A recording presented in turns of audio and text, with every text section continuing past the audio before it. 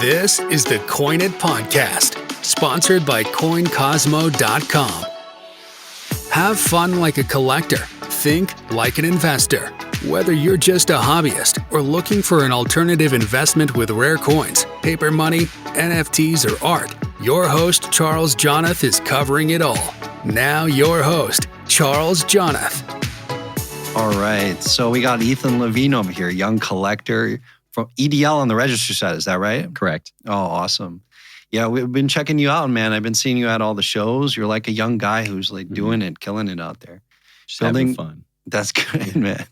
You got a good collection coming together. Thank you. Appreciate it. Yeah. So like, how do you explain to us, you're young, you're in coins. Like, how did you get started with all this stuff? Like what got you into coins? Like, So my father, when I was much younger, would take me to the local coin club, go to little shows, not purchase anything huge, but like fun little stuff. And then I would say that it stopped, it like faded out. And then over 2 years ago, my grandfather gave me his coin collection. And I was tasked with sorting it, checking everything out.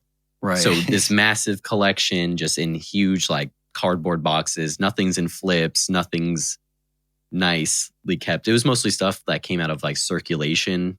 Got it. Stuff like that. Were they like old Whitman books and stuff? Or, yeah. You know those like blue books? Yeah, the Whitman books. Yeah. Tons of those. Like nice. Most of them completely filled out. Multiples of like the old penny binders and stuff. No good dates or anything. Really? Sure. Yeah. That's usually the case. I mean, There was a 42/1 Mercury dime. Oh, nice. That was a little pretty, better, right? Mm-hmm. So I sorted, popped all of them out, put all the nice ones, put the rest in tubes, and I made this whole binder put all them in the cardboard squares, put them in the 2x2s in a binder, gave it to him. He really liked it, and I really enjoyed sorting and like looking at each coin. And the thing that really got me into it was like, okay, you can keep one coin. So going through it, and out pops like a little 2.5 Indian. So I'm like, that piqued your interest. Yeah. It was one of the 2 pieces of gold. The other one was like one of those little California fractionals. Oh yeah. Nice. Yeah. So I asked him the story on it, and he told me he was a young boy and his mother gave it to him, told him to never spend it and always keep it. So I think of that as like a family heirloom. So I have that. I got it graded, straight graded, like never mess with. Really nice, like sentimental family history. That's awesome. And then after that, it just snowballed down into buying, selling, buying more. Hoarding more. Yeah, that's what happened. You were I know too, because I heard the story from you, but you got into selling handbags at one point, right? Or yeah. So the big boost of how I was able to afford most of the coins is I owned and operated, or still operate, a like designer goods, streetwear reselling store on Instagram and online. Nice. Mostly just selling to like particular clients nowadays, but right, you've narrowed it down, like a couple people you want to deal with, basically. Yeah. And I stopped dealing with the general public. The people who I know are going to buy stuff. Yeah, right. So that really helped spring into action my coin collecting and that type of stuff. Right. That's good. You learned that lesson early on too, about focusing on clients and stuff. That's cool. Yeah, I mean, once you find people that will always buy stuff, you can just keep selling it to them, or find people who are always selling good stuff and just keep buying from them and over, and it's a full circle. So what type of you were all time like luxury stuff, like Louis Vuitton and all that? So like the French brand Goyard, Louis Vuitton, Gucci, Balenciaga. That's what I've focused in now. Don't get me wrong, I still sell streetwear stuff, but it's mostly like vintage, wholesale designer goods. Wow. And how long have you been doing that for? Like, I would say since like 2015, early 2015 is when I first started. Interesting. How did you come up with the idea? You just like stumbled on it, or? So it started in, Supreme, the brand. Yeah. So it started in that. And then I started noticing that it was getting phased out. So I had all this stuff and I wanted to put it into a different thing. So I looked around and I was like, what does every person who wears Supreme have on them? A Louis Vuitton wallet. So then I bought like 5 Louis Vuitton wallets from Japan, imported them, did all that, and then made a killing off of them because some of the older stuff you just can't find in America. So I started outsourcing it and the volume just became larger and larger. Right. And they would sell so fast that like to replace them, it would be like 2 weeks and I wouldn't have stuff for like 2 weeks. So then I started networking with other people in the business, met a bunch of great people who still like do it full time, but I was sort of taken my position out of that and moved it into US coins. Yeah. It's a lot easier dealing with a little coin, right? Than these bags and you're filling up space. Yeah. And you'd be surprised. Coins are much easier to find and replace than like rare vintage leather goods. Yeah, I'm sure. Just one-offs here and there and stuff like that. And then, the liquidity too in coins is there. It's hard. Like if you get a bag that maybe you buy or whatever, maybe you have a client for it, maybe you don't have a client for it, but then there's always a customer for a coin because the coins you're collecting and what we collect, basically, they've been sought after for 100+ years. So exactly, the market proof's there, the pricing is there. Mm-hmm. I would say that coins, some are hard to find, but there's always a coin auction going on that you could send the coins that you need to sell to. You know what I mean? With bags and stuff like that, yeah, you can do eBay auctions and try and sell it. But if someone doesn't want to buy it, it'll sit there for a long time. Right. Same thing with high-end coins, but you can always just send it to Heritage and they'll auction it off. Yeah, because they have the customers. They have the huge customer base. Right. No, it's true. Like if you needed liquidity, it's there for you. Mm-hmm. But that, I think, that's the thing, like from my experience, at least with coins, is there's, as long as it's priced appropriately, like if you're within the bid offer somewhat, you're going to sell it. It's just a matter of time. And then getting your prices, especially nowadays with the market, has just been crazy, huh? Insane. So some things that I like to do is go through like old auction records and compare. Like I'll go through like Heritage Auctions Platinum Night from 2006. And I'll see these prices and I'm like, I would have bought that.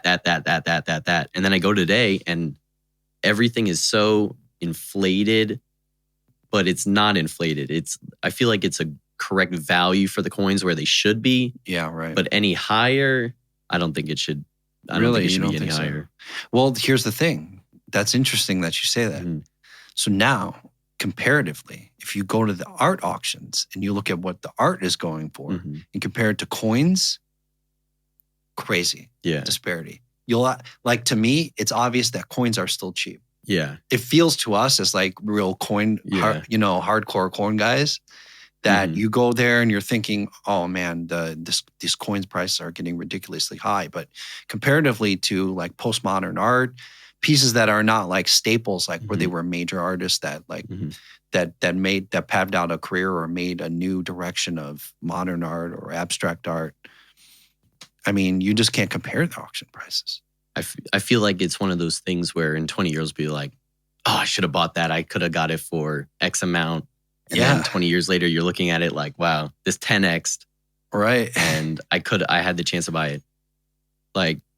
Exactly. I, on the side, collect Pokemon cards. So I was collecting them before the huge blow up, stuff like that. And I always kick myself. I had a chance to buy a card for $60. And if you check online now, I think the card's like over 1,000, and I kick myself every day. So that's why I'm trying to buy as much as the nice, rare examples as I can now, so I don't have to do that later. Right. I learned my lesson. You learned, yeah. You have to live and learn from that. Like, it feels like you're always going to overpay for the right coin, but at the same time, it bails you out because it's a great coin and people are going to want it, And you have to really look at the difference between the auction prices because not every grade is like the same quality. That's what happens. So it gets a little tricky. Like you see an auction there and you're like, oh, why didn't that really go? And then you look at the coin, you're like, oh, okay. I get it. It's like the disparity, whether you want to buy the AU58 or the MS60. Because most of the time, the 58 will always be better. Right. Or the 61. 58 I agree. will always be better. It's consistent, right?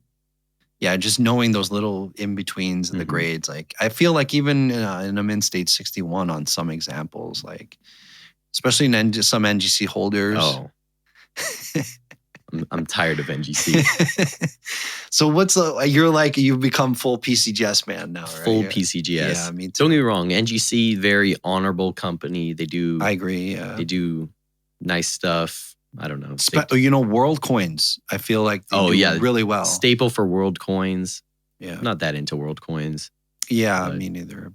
It's not that big here in the state. There's isolated pockets, but I don't know. Have you ever been to? Oh, you know what's cool? I don't know if you've been there or not, but there's a big trade show in Germany. It's called the Numismata. I've never heard of that. Yeah, so it's like they have, I believe, 3 of them a year. It's almost like a Long Beach kind of thing, but they do it in Germany in different cities each time. But it's huge and it's big. All the world coin guys are there. Ancients, world coins. I feel like that stuff is bigger out there in Europe. I do collect one type of world coin. I love the Transylvanian ducats. Oh, they have like a 2 ducat or 2 ducat. It's a Romanian coin, or I think it's Hungarian. Oh, okay. So sure. the Austro-Hungarian ducat, yeah. The 4 ducat, yeah. I have the number 1 from 1776. Really pretty coin in an NGC holder.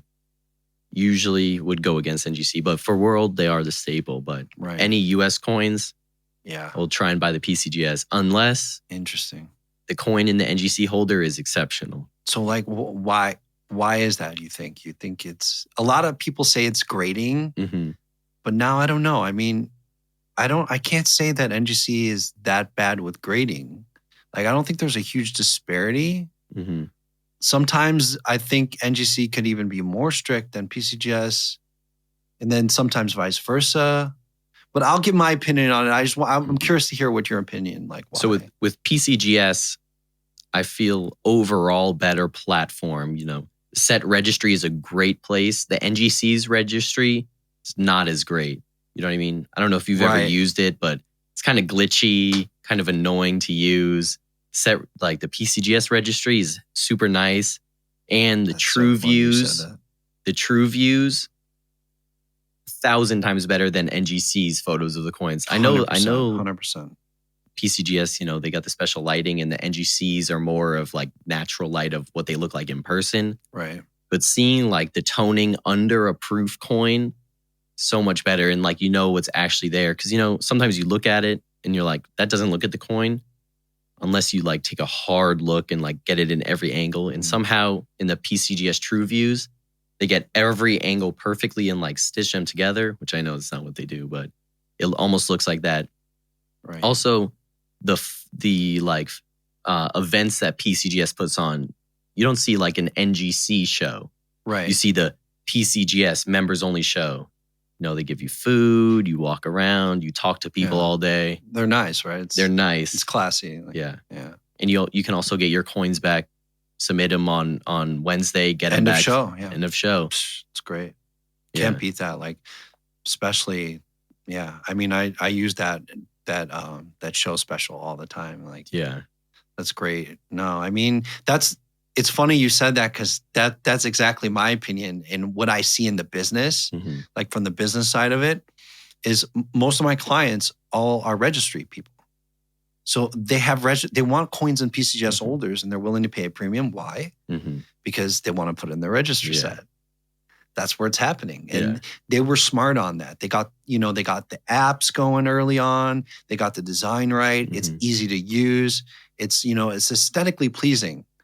Like I feel like almost NGC is like Windows, and then PCGS is like Mac, right? But NGC hasn't caught up yet. They've caught up in some ways. Like their holders are nice. You can finally see the rims around the edges. They used to have those ones where you couldn't see the rims. Right. Oh yeah, you're right. Yeah. Which is like a big thing, especially if you're like collecting sink out in 20s and you want to see like the rim inscription. Hits, if there's hits or anything like that. Which is a big thing for me since I love the sink out in double eagles. PCGS just overall, I feel like attracts more people. Their cases are much more distinguishable, and they just look cleaner. Right. And especially on like some of the NGC cases, they get scratched up really bad. Yeah, that's true. But I don't really notice that on the PCGS cases as much. I wonder why that is. I don't know. Maybe it's because of the boxes too. The only problem I have with the PCGS cases is on the back. You know those like rivets that hold it in place, like if you want to stack it? Mm-hmm. A lot of the times I find those and like a big chip is broken off. Oh. Just kind of whatever. Yeah, from the... This is just cosmetic damage, but... Little things like that.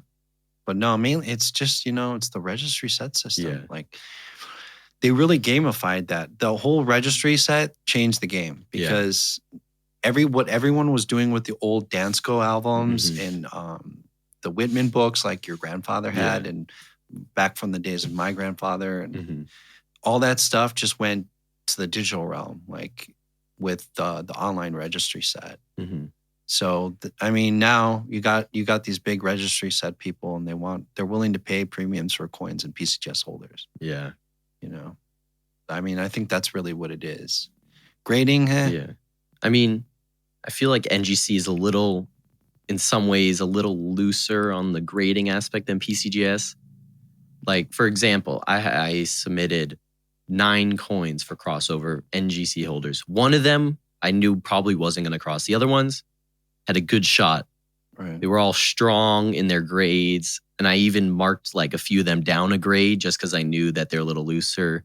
Oh, so you tried to down cross them? Yeah. Oh. So like I had like a 53 plus and on a 1821 Kappas quarter. Beautiful coin. It was graded 53 plus at NGC.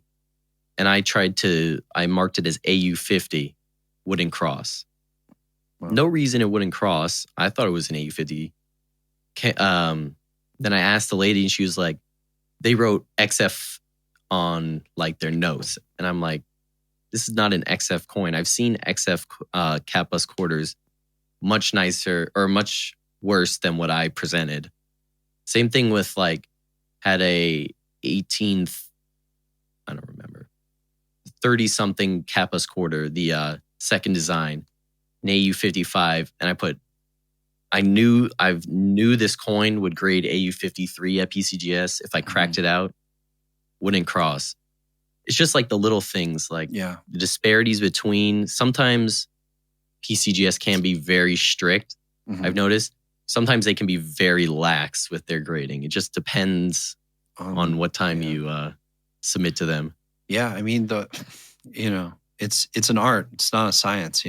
It's still subjective in a way. So you're at the mercy of the graders. And I've had those same issues too, where I've seen coins that should be clear crossover, and sometimes I get them, and then other times I don't. But it's weird. I don't know. Like I always question because I feel like sometimes, from my experience, they've come in waves. When I've gotten one batch of stuff, I've gotten a lot of them to cross over. Then other times, I submit a batch and none of them cross over. Yeah.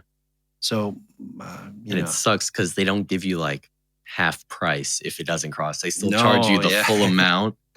They want those fees for so sure. To cross over 2 coins out of the like, I don't know, it was like $900. And I'm just like, they seem to cross over gold much easier. You know what? That's kind of true. Yeah. It's true. I feel like they're more inclined to put type gold. It's probably easier. A lot of people collect it. There's tons of it. So I think it's a lot easier to identify and get good at the grading at it. There's some things that are just all over the place that get lost in the grading system, like colonials. And stuff like that. It's kind of the wild, wild west. But it interests me though. I think, with stuff like that, colonials are probably really undervalued because one, no one's really been able to figure out the grading right, I think.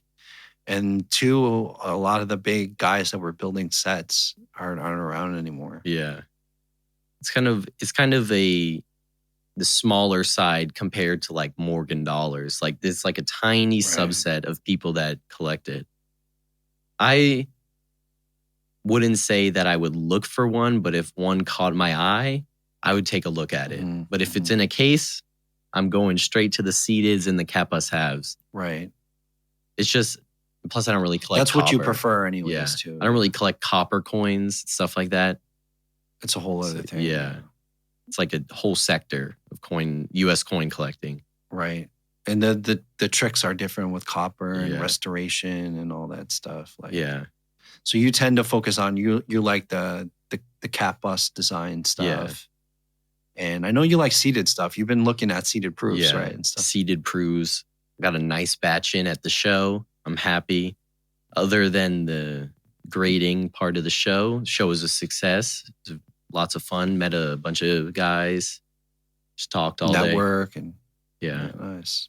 Yeah, did you learn anything? Anyone give you any good tips? Or I was learning about artificially toned coins from Gil, who I believe was next to your booth. Right. And he was telling me the ways that some coin dealers tone their coins, whether it be with copper, like steaming it, like putting coins in the oven. Yeah, copper, there's all kinds of tricks, right? Yeah.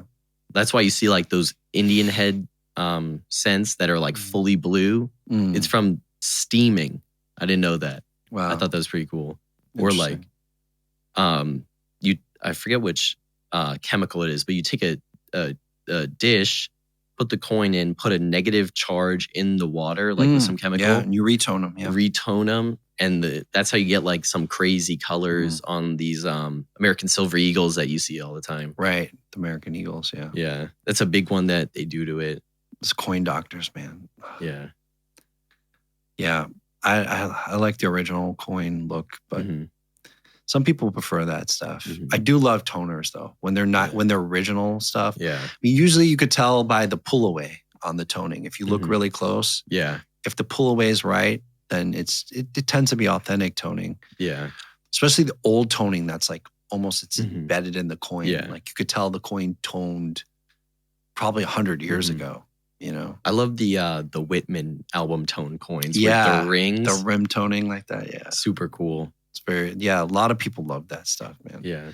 That's another thing. Like if you're going after the proof seeded stuff, even proof barbers, all those old proof coins toned amazingly. Yeah. I mean, I had a collection of barbers at one time that this guy Denali collected. This guy Denali probably put together the best barber set, proof set with color I've ever seen. I mean, it was just incredible stuff. I had the privilege of owning a decent portion of that collection at some point, and they were just amazing coins. I had a lot of fun with them while I had them. That's what I'm trying to do with seeded proof halves. Even though it's really hard when you check like the registry and you see like DL Hansen and Black Cat like always at the top of every single set that I go in, but yeah, for sure. It's fun. Well, Dell's trying to build the best set ever. He wants to beat Eliasberg. So but great guy, by the way. Really nice. Never met him, but his collection is insane. Yeah, to say the least. I mean, if I was a billionaire, I think I would have a pretty good set too. But well, it's not just that too. Like the time and effort, and even if you have the money, you still have to wait for the coins to become available. It's not so easy. I think it's getting worse now too. Yeah, I mean, one of my favorite coins that I own is an XDL Hansen, Delaware Hansen. Beautiful. Like it almost looks like a firework in the center of the reverse and the obverse on this seeded half. I don't know if here, I'll just show you a photo of it. Yeah, I want to see it. Did you buy it at auction or private sale? Private sale. Like, take a look at that. Oh wow, super crisp. And you know, on some like proofs, like that is crazy. The coin darkens over time. This one is so light, but you can still see, like the proof. I mean, you know, it's a proof, but it didn't darken basically. Yeah, and it's you can not dark. see the it's proof. Like, it pops. It pops. Yeah, and those are the best when they pop in hand like that. Like they do a show at the New Orleans, and I'm just, you know, perusing the floor, looking at stuff, and it catches my eye, and through like the case, I see the toning on this coin, and I'm like, oh no, please don't be like $100,000 coin. And the dealer wasn't there. So I sat at the dealer's booth for like 30 minutes until the dealer next to him was like, do you want to see something in there? And I'm like, yeah. He's like, okay, I'll call him. And this guy comes running back, and he's like, oh, sorry, I was at lunch. I was like, I'm glad I waited. It's like when he showed it to me, because it was just beautiful. And I like knew like I had to strike a deal. Like it was worth the overpay. Mm-hmm. And I'm glad I bought it, because that one will be in my collection for a very long time. Yeah, it's a keeper, right? Mm-hmm. That's the thing. When you find great coins like that, it's hard to give them up. Mm-hmm. You know, it's just what I'm seeing right now. What I think is going on is there's a lot of great coins that are just sitting in people's vaults. Yeah, you know, they don't want to. They're smart. Like they're not going to sell until either they get to a certain age where they have to divest of it, or they die, unfortunately, or so there's a lot of great coins that probably just won't see the market for like 10 to 15 to maybe even 20 years. So yeah, I've talked to a few dealers about like coins that they wouldn't sell, and just by not showing any photos or anything, but the way they describe them, I'm like, you know, I'd love to own that. Like, is it for sale? And they're just like, no, it's in the safety deposit box, not coming out for a long time. Right. And, you know, I wish they would sell it, but it would just end up with me. Right. Like not being sold. So that's what it is. Yeah. Yeah. That's, you know, you got good stuff. You got to hold on to it because it appreciates in value. Mm-hmm. It's like going back to what we were talking about earlier about looking at the old auction prices and the old price guides. Being one benefit of being third generation in the business is that I still have all my grandfather's old red books. Oh, like going back to I have them from the late 50s and 60s. Really? And if you see the prices, you'd be like, oh my God. It's like crazy. Yeah. And you'll see all the good coins, they don't get cheaper every year. No. They just keep going. I mean, it seems like the good stuff keeps going up, and the more, you know, the common stuff, the premiums on them just get squished over time. I think I have some of the crazy stuff that I found that sold for like so cheap. Like proof, I think it was like an 1814 proof $5 gold piece. I think it went for like 20 grand. And I'm reading this number like, I mean, good for the guy who bought it, but that's like over $100,000 coin now. So you buying most stuff these days like private sale or auctions? Mostly private sale. Right. Auctions, paying the 17.5% is not fun. Right, right. Because you think you get the coin for a good deal, and then it just turns out. Yeah. So, 20% with heritage, I mean, you're going to pay. Yeah. Yeah, I agree. Like a lot of, it's interesting. A lot of people think that auctions are the way to go, but a lot of times you could get a coin for a better value in private sale, I think. Yeah. The best deals that I've found is just asking dealers if they have a box to look through. That's usually where personally I find the best deals. Right. Every now and then you can pull something out and be like, oh, this is really nice for what it is, what it's representing, right? Yeah. Yeah, it's so true. But all that, you're right, all that proof gold stuff, it's just gotten ridiculous. But it's hard to come by. I mean, that's the thing. Those were all those old proof sets, even the silver stuff. A lot of those silver proof sets, like the seeded stuff, like from the 1870s, I think are undervalued now. Yeah. I mean, they seem cheap to me, given what they are and how old they are. And for some of the color that they have, Like some of that seeded stuff just toned so nice. You find it? 1833 $5 proof sold at Bowers and Morena on 7/31/2002 for $62,000. Today, that's like a $600,000 coin, which is crazy to think about that something not that long ago sold for, or it hasn't sold, but estimated value over 600,000. Yeah, definitely. I mean, coins, man. Yeah. I'm telling you. A lot of people are sleeping on coins. Heavily slept on. I mean, but people use them every day. So they just don't know about older coins and like collectability. Yeah. Yeah, it's so true. It seems it's a small industry, but then you look at the numbers, it's not. Like, think of how many auction houses are in our industry? A ton. Seems like 5 at least, right? Big ones like Heritage, Stax Bowers, Legend, Kagan's. Trying to think of some other ones. Golden's. I don't know. I can't think of any other ones. What's the Great Collections? Great Collections. Yeah. But I feel like that's more of like a all over eBay the place type. Yeah. It's a little all over the place. But no, so just alone, Heritage, one auction house alone last year, just in coins, over 100 million in sales. And you have to think about that's crazy. That's just a crazy number. If one of these big fish want to sell off their collection, it will boost Heritage's auction records for the whole year. Like when they sold the Pogue collection, and what did they make, like 400 million from it? Yeah, it had to have been around there. Yeah. And that was back. That's going back a while now. And like Stax sold it, right? Mm-hmm. And I just I was their auction figures go like, just from one guy. Yeah, one collection, right? Which is crazy that one person can influence like a company's year. Yeah. Well, you wait around for stuff like that. The buyers are just hungry because, I mean, look at the Simpson sold what, like a quarter of his collection, maybe? And it was a ton of stuff. Like at least 14 million worth of coins, if I remember right. And it all just got gobbled up. Oh, his seeded dime collection? I know, I bought some of it. Yeah. His seeded dime collection was crazy. Yeah.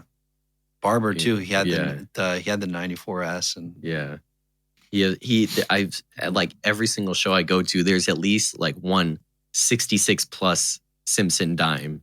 And every single one of them is exquisite, like beautiful toning, and they all pop so nicely. And just to think about like, because he assembled that for his whole life, I'm guessing. I don't know his backstory or anything like that, but it's crazy. It had to have been for years, though, for sure. To see how much he'd amassed and such great quality. He was a Legends client, I think. Oh, really? Yeah. Not Legend auctions, but the numismatics. Like Laura's client. Yeah. Okay. She was selling him coins, I think, for a long time. But no, I mean, he had good guidance, and he built an incredible collection. Yeah. I mean, when you wait for stuff like that. But there's a lot of those guys we won't see those collections for a long time. No. So I think it's going to get worse. I think prices of coins are just going to keep going up. It feels that way. Yeah. Especially with like from examining like auction records from like the past year.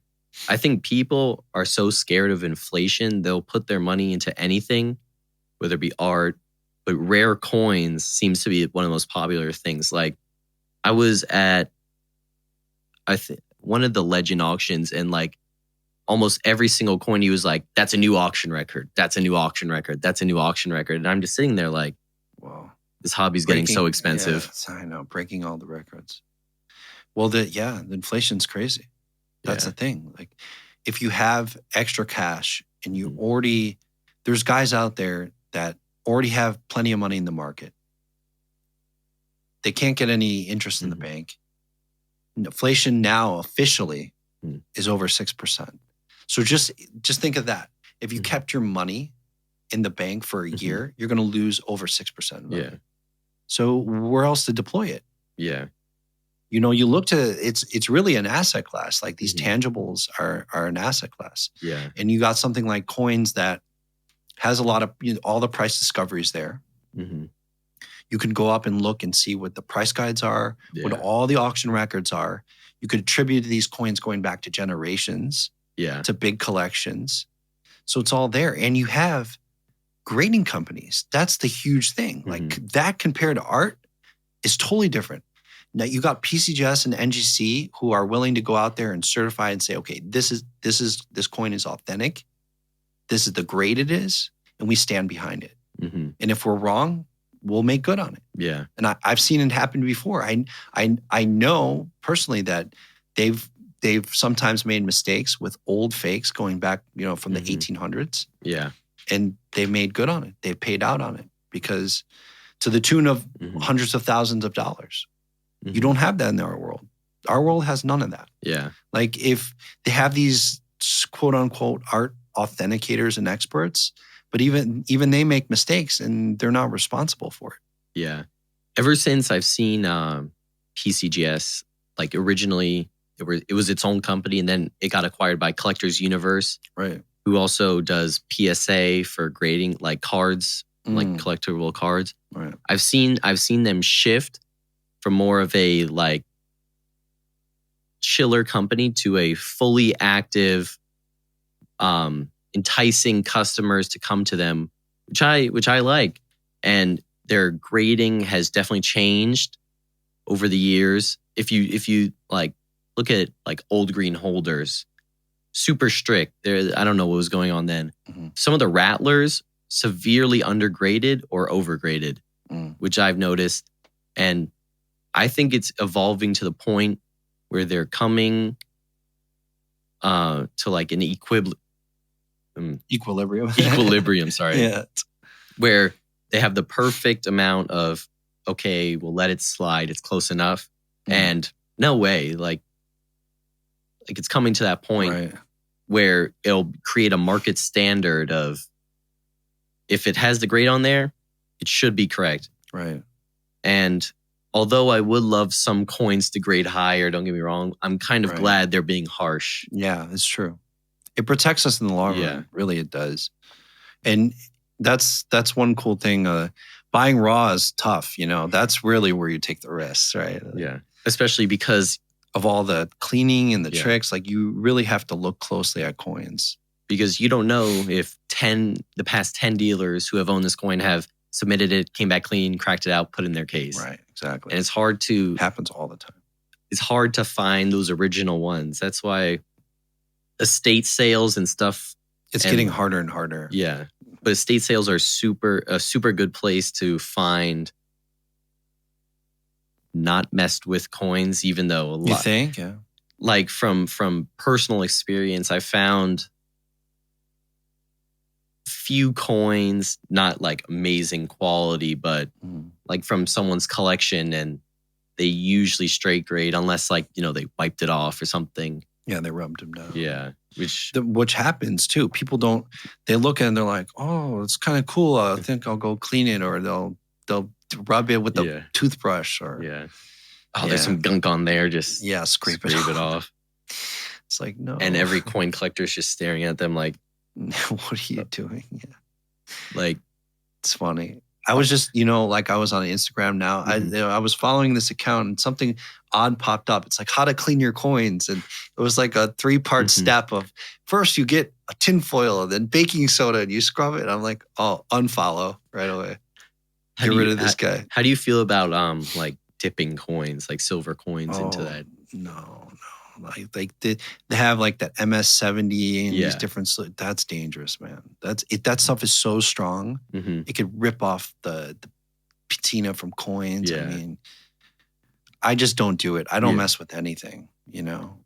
Like if the restoration guys use like less harsher chemicals. They'll like for some silver stuff, they'll soak stuff in acetone and stuff like that to get off a bit of the gunk. And maybe it comes off, maybe it doesn't come off. Yeah. But you really have to soak it in there for a while. But I'm just so afraid to do that stuff. I'm not one of those coin doctor guys. You know? Yeah. That's not my expertise. I stick to looking at, you know, I specialize mainly in 19th century proofs, but I look at that stuff. And, you know, for me, learning coins, I think it's your brain taking in a lot of coins. Like the more coins you see in that grade, the better you're going to be at identifying the stuff. It's sheer volume. It's like your brain almost is like a machine learning algorithm, you know. The more data you give it, the more it's going to figure it out. Like just seeing coins. That's why I try to see everything. I'm at the point in my numismatic lifespan, I would call it, where I can distinguish, you know, between a XF and an AU or a min state, like, and I can accurately guess. Right. Zooming in on the specific grades, the hairlines that will take off. Like, I know this will get heavily docked by PCGS and stuff like that. Right. And comparing my first submission to some of my recent submissions, I would say I'm doing 90% better. Yeah. Because before, that's good. I'm not going to lie, I would submit, I would find a coin raw and I would think, oh, this thing is beautiful. It has nice luster. Right. Submit it, XF details cleaned. Yeah. And I'm just like, why does this keep happening? And then I started looking through like everyone coins. makes those mistakes. Yeah. I started just looking through like tons of coins. Like I probably go through like, I would say like 500 coins before I find that one that I want. Right. And then I inspect it, you know, do the whole thing. And it's just fun. Once you've seen so many coins in a specific type, you know, it's almost like it just pops right out at you. That coin. You're like, oh my God, okay. Like, especially this like one is different. Like when I find like seeded proof in like one of those old green holders, and you can tell it hasn't been like messed with. And I look at it and I'm like, wow. Go like, you know, turn it up in the light a little bit. And I'm like, wow, like that is nice. And, you know, I'm that guy. I will get it reholdered. I don't care about the old green holder. Right. I will get it reholdered because I want the fancy photo to put on my Instagram. Exactly. It looks nice. I think, yeah, dude, but I know there's tons of guys out there that love those old Rattler holders. Yeah. That they only collect that. It's become its own thing, but yeah. I'm like you. I'd crack them out and then put them, because I want the true views. Yeah. You know? True views. To say buy the coin, not the holder. But I buy the coin, crack it out of the old holder and put it in. Put it in, yeah. And then it's in the new holder and it becomes I bought the holder, not the coin, because it comes with the true view, comes with all the nice little things. Right. And one thing that I've gotten into is putting pedigrees on the coins. I find that fun. I like the history behind it. Yeah. And seeing what collection it came out of. Yeah. You would be surprised how strict PCGS is with putting a pedigree on a coin. They are, yeah. Like, so I don't know if you saw it, like yesterday, I forget his name, but there's a King Farouk coin. Oh yeah, that was a famous collection. Yeah, super famous collection. The $1804 came out of that. So I'm on the phone with the set registry lady because her saying, yes, I can get it reholdered with the pedigree would dictate my decision whether I purchase the coin or not. Right. So she said, like usually you have to go through a long process and get it approved. But since I was just doing a reholder, one coin, she said, if you provide sufficient evidence with its pedigree history, we can maybe put it on the coin when you get it reholdered. So I printed out you did. That's smart, right? I told you got to print it out. I printed it out with a picture of the coin, its auction history of when it was sold, and its pedigree history. It was like a mile long. It was like this long on the paper. Good. But the first place it came from was the King's Collection of Egypt, like Farouk, King Farouk of Egypt, 1954, Sotheby's sale. And hopefully that's sufficient evidence because they could trace the lineage of it. Yeah. Like back to the 50s at least. Before that, it's a little hazy. That's crazy, dude. That's crazy. I hope you get it, man. Yeah. That'd be cool. Also paying $58 for it. If like could do a little research, look into it a little bit. Yeah, but to get that Farouk on there, yeah, it's worth it, I think. Yeah. That's good, dude. Man, I'm like, you have no idea. It makes me like excited to see guys like you who are young, who are this knowledgeable about coins and really into it and going to the shows and auctions. Like, that's like awesome, man. Yeah. That's what I'm looking at. I love seeing stuff like that because now I see like the next generation of the hobby, how it's going to wind up being and all the young blood coming in. It's great to see, man. I hope more people come in. It's such an easy hobby to get sucked into because you could just give like a 12-year-old kid one of those Whitman penny books. To get them started, And like most people say like 50-50. Some kids just forget about it. Some kids just love doing it. They get another Whitman book, fill it out. Right. Do the state quarters, do the nickels. Get all those things get you into like identifying and putting together collections. Yeah. And then you go to your first coin show and you look around and you're like, oh my God. Right. Yeah. It's crazy. It's crazy. The amount of variety and the sheer amount of coins that are out there for people to purchase at any given time, given eBay or great collections and stuff like that. It's crazy. 100%, man. When I was a kid, I used to look in the auction books, and look at all those coins and be like, wow, these are crazy. Who owns these coins? Yeah. Like, and you see the prices, even then they were expensive, and I'm like, wow. And then now it's crazy to think that I own coins like that. It trips me out every now and then. I'm like, wow. It's very cool though. It's great. 2 years ago, I started with raw mercury dimes and I had a bunch of raw mercury dimes and the other stuff. And then I go to a coin show and I just see these beautiful coins and I'm just like, I want that one, that one, that one. And then now I walk around the show and feel like I've gotten good at haggling, but I always know dealer has to make money too. So I'll let them make their money. Somewhere in between, right? Yeah. And I try and get the price that I feel comfortable with. And I feel like I've gotten pretty good at doing that. But well, you know what? The thing is the spread's wide enough. Like there's room for the dealer to make money and the collector to ultimately make money. You know what I mean? There's 100%. It could be an everybody wins scenario. If you it's all who you work with. Like I always tell people this, the dealer that you're working with is so important. I think it's essential when you're in the hobby, just starting out and you don't know a lot about coins, but you want to get into it. You can find the right person or you can find the wrong person that leads you down the wrong path and just messes you up and could turn you off forever to coins. But if you meet the right person, invaluable. Yeah. Like, not only could like make you strong on the hobby and get you really into it, but also make you money. Yeah. I mean, I've had many of those, one day flips where I bought a coin and then a dealer offered me a nice profit and I took it. But most of the time that I found, you have to hold it, say for like 6 months. At least. So you can get a clear profit from it. Or on at least bigger coins at least. Or you can shop the coin around and you find which dealer will offer you the best price for it and that's where you go for it.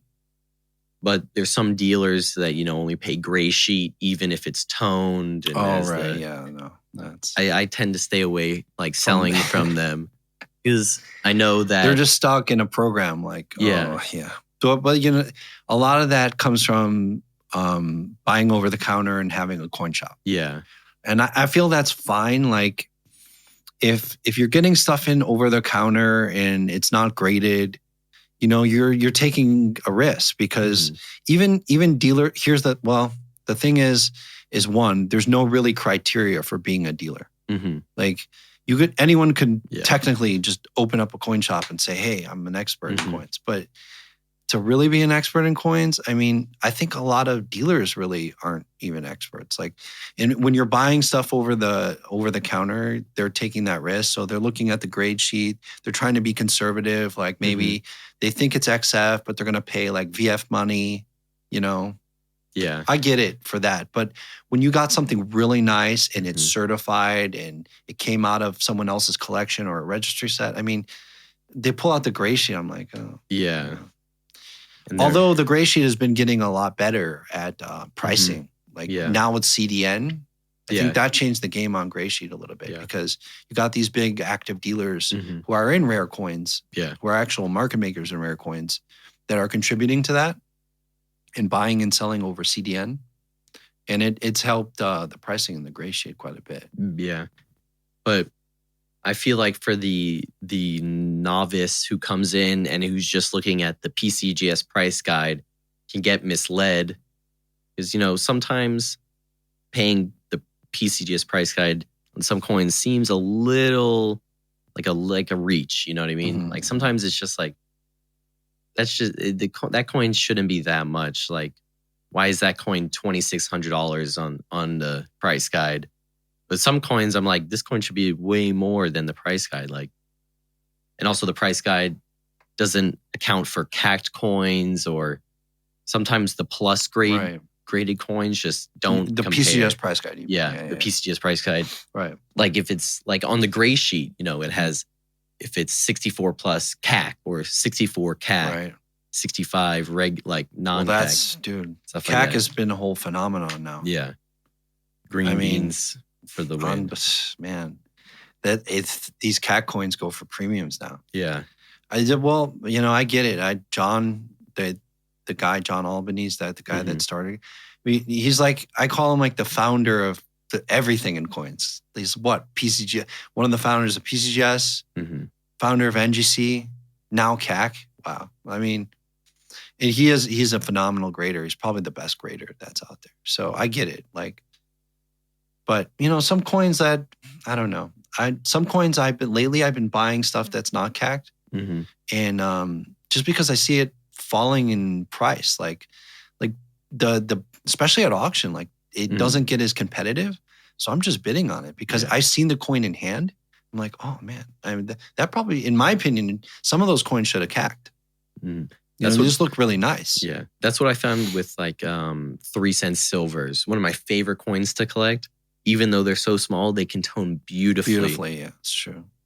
And I've noticed compared to, say, in 2005, 2006, they were going for crazy prices, and now it seems like they're so undervalued and they're so hard to find nice that when you find one, it's like a kind of a gold mine because you get this undervalued coin, which I think they're worth much more. They have a great history behind them, and it's a beautifully toned coin. And if it's CAC'd, I like them. Yeah, I do. You're right. They have incredible color. You know what it is though? Like, I think the prices just got to a point where they were getting really high on those. And then I know because I had one client, you know, I sold several of those 3-cent silver pieces to. And it just got to a point where some of them were getting really expensive, and he didn't want to pay that price for something so small in scale. Yeah. You know, it's weird, like the collector mindset, like that, the scale of it, it's like, oh, do I really want to pay, you know, tens of thousands of dollars for something? Yeah, for a little tiny piece of silver. For a little tiny piece of silver. But the history behind them is fascinating too. Right. They were, because a stamp back in the 1800s was 3 cents. So so instead of paying with like 3 1-cent pieces, paid with a 3-cent piece. Yeah, that's the legend, right? Yeah. The legend. I mean, it didn't really catch on because it was a pretty short run, I would say. But it's kind of cool. Yeah, for sure. No, it's a great, there's all these little cool type series. I feel the same way like you feel about that, like in the seeded proofs from like the 1870s and 1880s. Like, to me, those are undervalued. Same thing with some of these barbers. Yeah. Like you can get a really nice toned seeded proof from like 82 for like $1,200. It's crazy, right? And I think those coins, first of all, low mintage. Right. But a lot of them survived because precise records, mint records. Precise, so there's not gonna. It's not like Morgan dollars where they're just gonna find a big hoard and dump them on the market, driving your price down. Yeah, there's 675. There's an estimated of how many survived, but they're constantly coming out of like old collections in like those 80s 2x2s. I see all the time, not all the time, occasionally, but it's such great value for such a nice coin. I agree. It's so true. Yeah. No, it's a great place to be. Right now, they're undervalued. Once everything settles out on those, you'll see them bump up in price. For sure. That's a good buying opportunity. Yeah. That and colonials, if you really get into it and know what you're doing, colonials are probably a big opportunity too. I still look into those. Because I have one colonial coin, and I bought it because of the history. It came with a pedigree of all like old auction slips in like a little plastic thing back from like the 50s, and it has George Washington on the front. I think it's 1773. It's George Washington on the front. Beautiful coin, like totally original, and just the history of like 10 different auctions this coin has been through, and it's just sitting in a box with me, right, in my collection. I find it so fascinating that it survived this long, especially being copper. I see so many copper where coins. You could see the details and everything. Like struck sharply. But a lot of these copper coins, environmental damage, corrosion, stuff like that. Corrosion. And then this one, it just looks perfect. It's crazy. Yeah. Especially like I like always the pine tree shillings, oak tree shillings. Yeah, those are cool. It's pilgrim money, man. Yeah. Think of that. It's crazy. Yeah. The pilgrims came and then they got a charter and they created their own money. Mm-hmm. What I found interesting is that most of the pine tree shillings are different sizes because they would clip off little pieces of silver from the and they would use that. It's crazy. Melt it down. Yeah. It also reminds me of like territorial gold, which is super fun. Oh, that's an expensive series. I love that stuff. Yeah. It's so cool. It's coming back around too in the Bay Area. Like I think there's a lot of these tech guys who are starting to get into coins. Yeah. And since they're in the Bay Area, they want to collect the gold rush stuff. You know? So I had like 2 clients like that are tech people. Yeah. Buying that stuff. But some of the territorial gold is impossible to get, like the Ormsby's. Oh man. Some of the Mormon stuff is impossible. Super difficult. Baldwin, impossible. So like people get into territorial, they see the 50 Humbert slugs. And that's what got me into territorials. I'm like, wow. And then you find the scale of it too. Yeah. It's just a big hunk of holding gold. It in your hand. It feels like nothing else. Like it's like, what is it, like 2.8 ounces of gold, I think. The octagon. It's one of the coolest coins. Yeah. In my opinion. Definitely. It's got to be one of the coolest coins. But yeah, like a 10 Baldwin with the horse on the back. Yeah. Never find it. Where can you find it? I've seen, well, I've had the pleasure of seeing like 3 of them. Yeah. Come on. And how many you're talking? I'm a little bit older. Yeah. So you're talking 20 plus years. I mean, yeah. You never see it. Yeah. I've seen 3. I blame David McCarthy from Kagan's for always boasting on Instagram the pictures of those territorial golds, and I'm just like, wow. David's probably seen the most of them. Yeah. Like he also has like some YouTube videos of him like shout out to David. He has some YouTube videos of him showing them off, and I'm just like, and then I look up the cert number and it's like $950,000. I'm like, wow. Yeah, it's crazy. So then you get into like, the little Bachelor 2.5s or like $5 Moffats and introduction into territorial gold, which is a set that I will probably never complete, but it's fun. It's cool to see. Yeah, man. It's fun seeing all that stuff.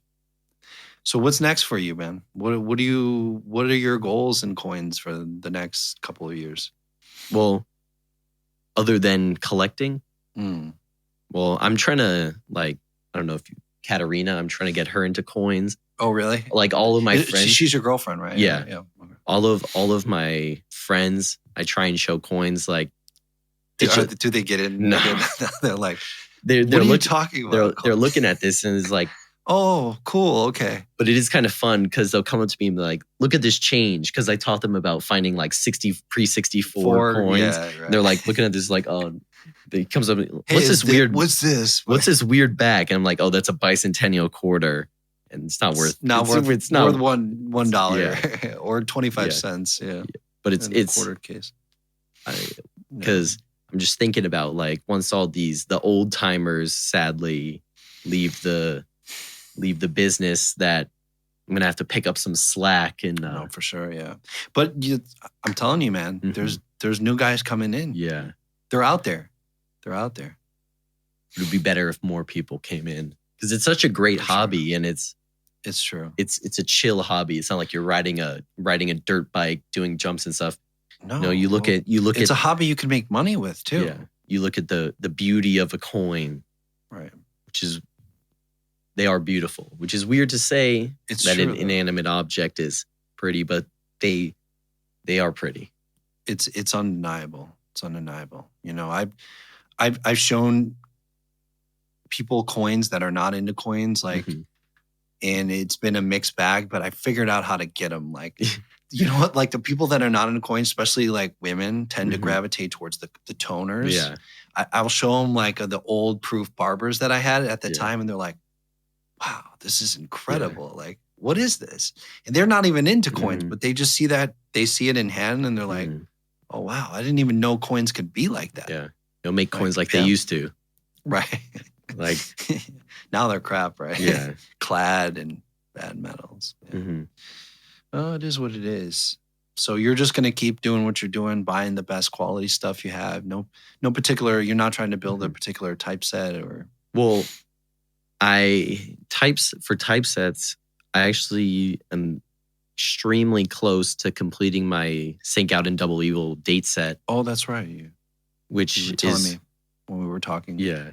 Fun for me, but for some reason that's I can't. Crazy. What dates are you missing now? The 07 and the 15. Wow. And then move on to mint marks, and some of those are impossible to find. Right. I mean, for the date set, I'm missing the 21, the 30, the 29. I think the 29 is the expensive one, but the least expensive of the expensive ones. Right. 30, 31, 32. Like coins that it'll be down the road that I may see, but I still haven't seen any of them in person. But eventually. You got plenty of time. Yeah, plenty of time to do that stuff. But I don't know. Once I move on from the St. Gaudens, which is set that I'm most near to completing, I plan on doing 10 libs. Oh, really? 10? Yeah. Date set. Those. Yeah. I've already amassed a pretty big amount of 10 libs, but for one of my typesets, I am looking for an 1839/8 10 lib, which is proven very hard to find and eventually find one, I guess. You will. It's all into you got plenty of time. Yeah. You're young, and it's amazing what you're doing, man. Yeah. Just keep doing what you're doing. You'll come out on top. You'll see. Yeah. This is going to be it'll be a life-changing investment for you too, over time. Just because it'll all keep pace with inflation. You'll see. I hope so. I mean, I've seen it happen, that going back again, one of the another benefits of being third generation and growing up in a coin shop, like I have clients now that my grandfather was selling them coins. Really? Imagine that, dude. That's crazy. But they're sitting pretty now on those coins, Yeah. And now they're more in the selling mode. Mm-hmm. But it served them very well to be in the saving mode all those years. Good ROI on the coins. Crazy. The price they paid for them was just ridiculous. Yeah. Like there's this one photo that I saw on Instagram, and it was of a 2.5 Liberty Proof.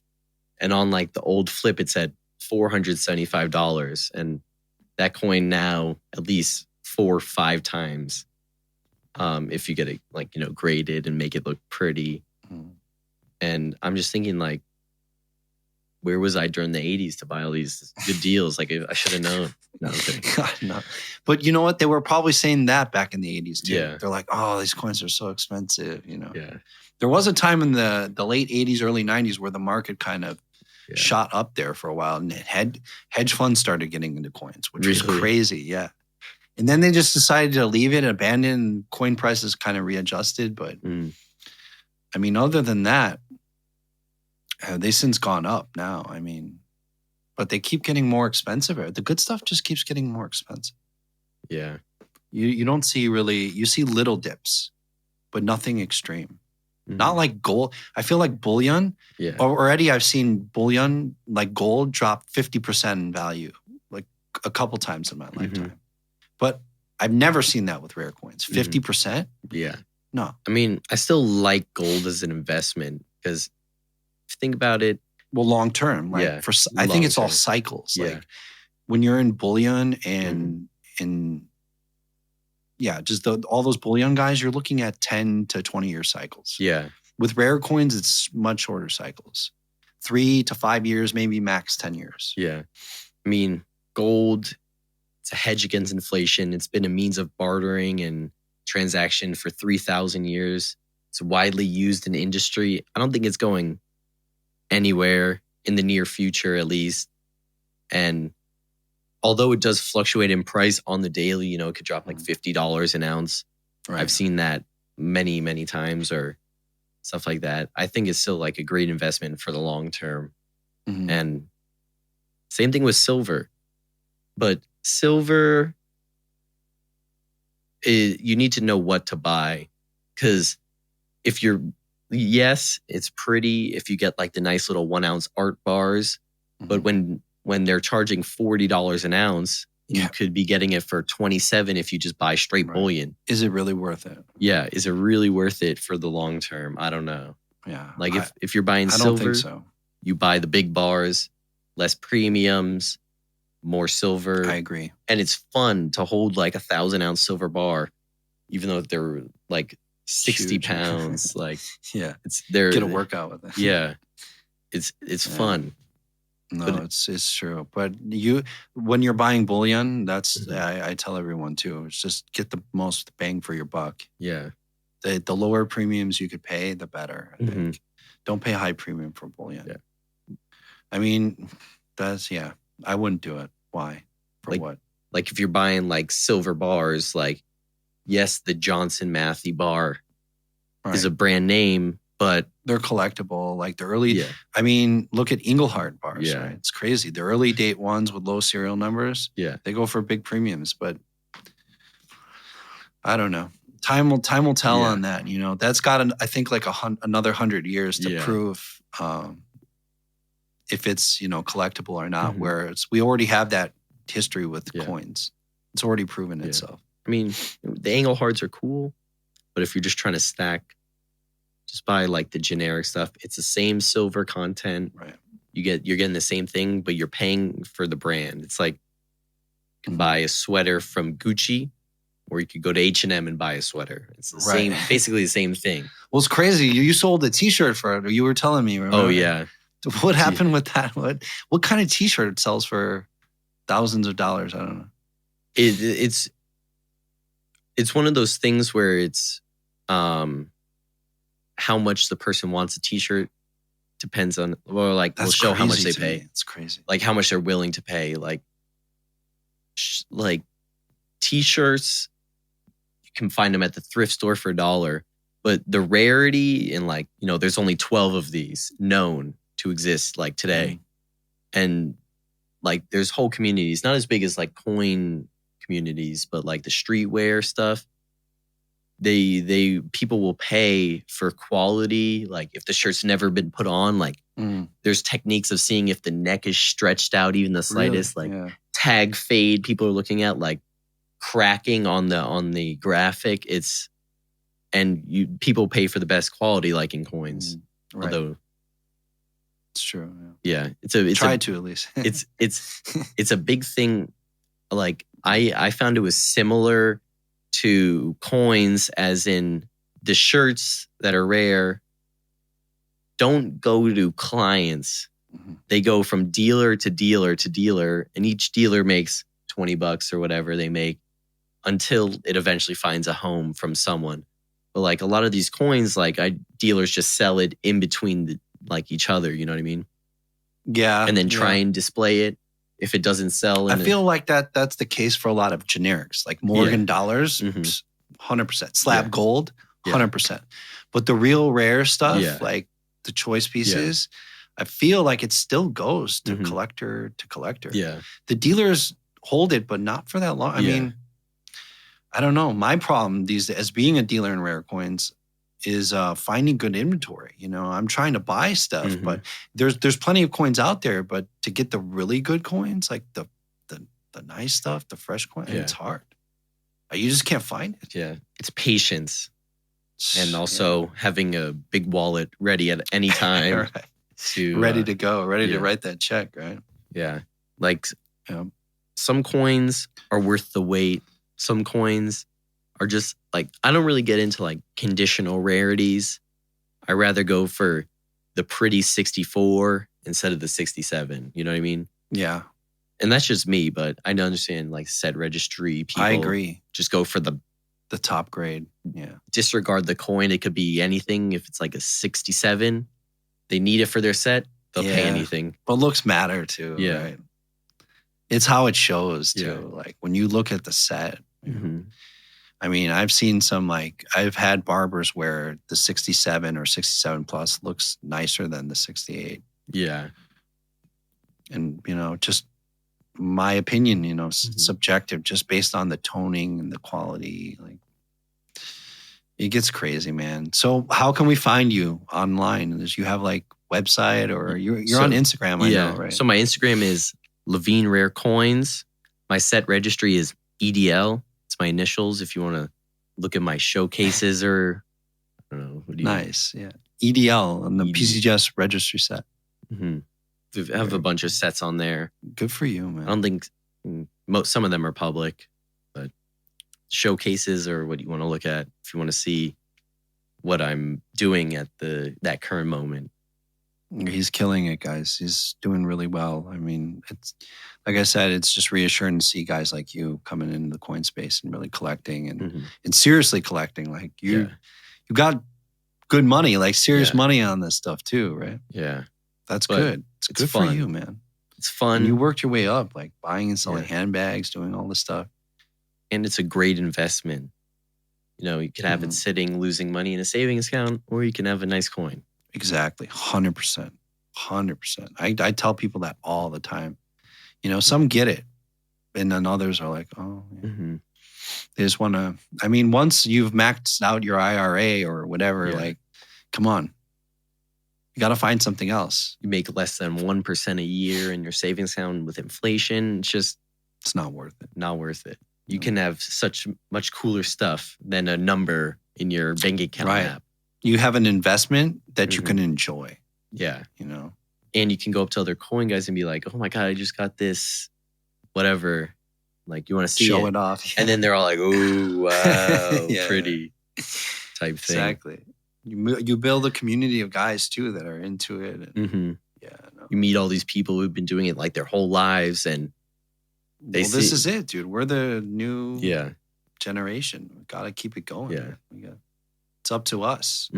So that's why, you know, I'm doing all this stuff because I feel like there's so many people out there and just have no idea about coins, and they have to. Yeah. Dude, I told you what I'm doing with the rare coin NFTs. Oh, those are cool. Did you see them? Yeah, I looked at them. So, bro, we released 2 already. The first one sold less than 24 hours. Really? Second one sold pretty quickly too. And the other one's going to come out on December 28th.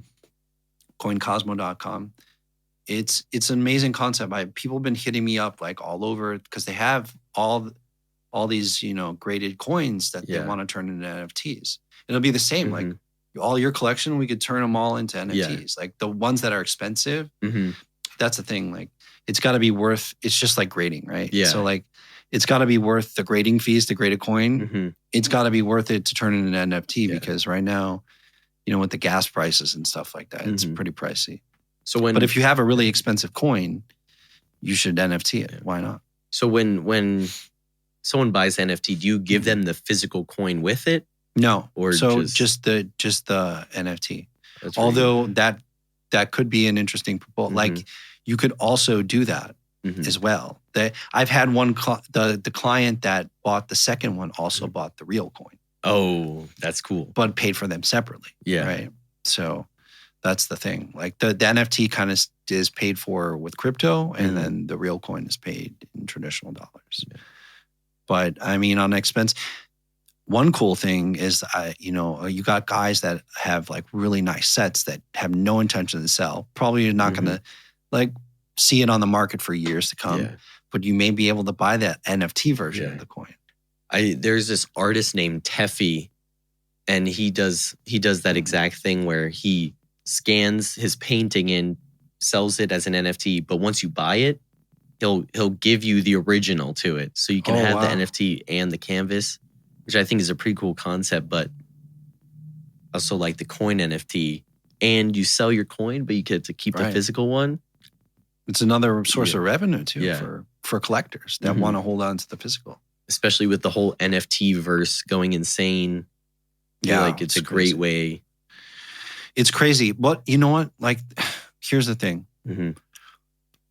I don't get caught up in all the hype, because us as collectors, we should know better. We know what this is. It's just another thing to collect. Yeah. It's nothing like people are like, oh, NFTs and it's going to, okay, it's the future for sure. But it's a collectible. And you have to think of it like that. And there's going to be tons of NFTs and a lot of money chasing NFTs. And a lot of them are just going to go down in value, way down in value. But the good stuff will keep going up, like the first generation stuff, like famous collections, like CryptoPunks and stuff like that. All that's going to have value. But a lot of everything else is just going to get lost in the sauce, just like anything else. I found those interesting. Like most of those, the value is with the buyer. Like whatever you're willing to pay is what it's worth. Oh, well, then other than like the minimum. But like the gas fees on say like OpenSea are insane right now. Yeah, crazy. Like I was trying to buy like a $5 NFT, and I get to check out and it's like $140 to buy it. I'm like, $5. It's not worth it, right? No, just not worth it at all. So, but rare coins and NFTs, definitely worth it, dude. Yeah, I think it changes the game. I knew it was gonna. I just seen the opportunity. I knew it was gonna happen, and I figure I might as well be the one to do it. Like someone's gonna do it, might as well do it. Yeah, and at least if it becomes really big, fine. If not, at least I was the first guy to do it. Yeah. So. I mean, and they came out great. Like you got the full tone. I saw the one with like the princess, the pattern coin. Oh yeah, the pattern coin. That one, like, and like you made it spin, and it was really nice. Like, so the backgrounds are based on type. Like if it's a pattern, it's one colored background. It's all going to be different colors. Once you see the color of the background, you'll know the type series. Yeah. Or what it is, basically. Pretty cool. You just need to spread the word on it. Get it. Yeah, it's getting there. I mean, I think I'm rumbling feathers slowly but surely. Especially with like the younger generation who are into all of the cryptocurrencies and NFTs. Well, dude, that's what I'm hoping. I'm hoping to bridge that gap, because I think a lot of those guys are jumping into because they like to collect. You know, they have that interest in collecting, and they're hearing about NFTs because it's relevant to them. Yeah. But now, like, maybe you're drawn in with the name NFT, but then you figure out, wow, then what about the real coin? Yeah. You know? I mean, I like holding the physical one, but, you know, having like a piece of art on your phone that you own, it's really cool. And I like the coins under the NFTs would be considered art. You know what I mean? Right. Like you own it. It's a piece of art. You can sell it to somebody else, but I feel it's more of art than a physical, like a owning a physical coin. Right. So like what I'm doing now is I'm getting a digital screen that I'm going to put in a frame. And I'm going to put it in the wall in my house, and I'm going to put my NFT. Oh, that's cool. So it's like a painting. Yeah. Is to mint them, is it like hard? Like, isn't like no, we just, we have we came up with a system and a standard, and I have software that does it. Like it scans the coin in and. Yeah. So just like the imaging and stuff like that. And then you have to create you're creating sort of a video, it's it's a media content essentially. So we just have a format of how we wanted to structure the media. And then we just mint it based on the media, and then, control the actual, what it is. Everything's on the Ethereum blockchain, and it's just a one-off, there's no subdividing of coins or anything like that. That's it. Like once it's minted, it's minted. Yeah. And that's the only one in existence. And it's that specific coin is what it's going to be. And you have to own the coin. Yeah. Like we're verifying that you own that coin. Like I'm not going to mint a coin through CoinCosmo that you don't actually own. Yeah. So like if I gave you one of my coins and you did the whole thing, I would own the NFT of the coin? Correct. Yeah. So all you do is just we charge you a fee for doing the NFT plus the gas. Yeah. And that's it. And then I transfer it directly to your wallet. That's pretty cool. Yeah. And I want to make it really easy for people, because what's going to happen now is I'm going to go to the trade shows and have a booth and with, have a couple people there that I hired with computers, and we could just make them for people, because it make the process easier. Because think of all the older guys that have amazing coins, right? And they've heard about this stuff and they want to get involved, but they don't know how to get involved. Yeah. I'm going to make it super simple for them. So they could just come up to the booth. We take them, we process their stuff, we create the NFT, and then they pay the fees and we send it to them. It's that simple. Cool. You just walk it through. Like as long as they have a smartphone, and we can walk it through them, and they can download a crypto wallet. Yeah. Just make the account really quick. Yeah. And it's super easy to transfer stuff without like extra payment. You just send it to somebody's wallet and it's there. Right. Exactly. Seems like a pretty cool idea. Yeah, I mean, it's going to get more competitive too. It'll get better in a sense if, as Ethereum gets more mature and they figure out the scalability issues and stuff. And there's more investment coming into building the network and all that.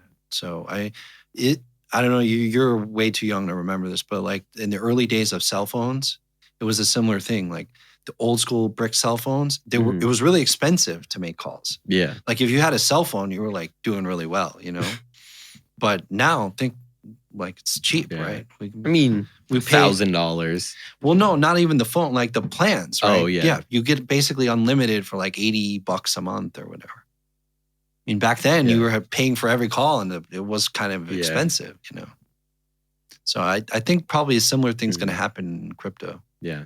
That's why I fully support the crypto thing, because I feel like the coin industry needs to evolve and move on with the times. With they're doing so well on the internet side, but then like they could be doing so much better. You know what I mean? Yeah, I agree. But it's CoinCosmo, I hope, is going to change that. Yeah. So we'll see. Time will tell. It always does. All right, man. Well, it was great talking to you. Great talking to you as well. It's great. I love having guys like you on here and talking about coins. I could talk to you about coins for hours, but I won't bore everybody. Yeah. So how can we find you again on Instagram? Levine Rare Coins. Levine Rare Coins. Awesome. Levine Rare Coins. Just shows like the pretty true views or whatever. But if you want to DM me, talk to me, sure. Ask him questions. Yeah. Questions about coins. You never know. He'll help you out. He'll advise you. Us too. Vegas Coin Dealer. We're on Instagram and CoinCosmo. CoinCosmo.com and CoinCosmo on Instagram. All right, great. Thanks, Adam. Thanks, Ethan. Nice talking to you. All right, bro. Likewise.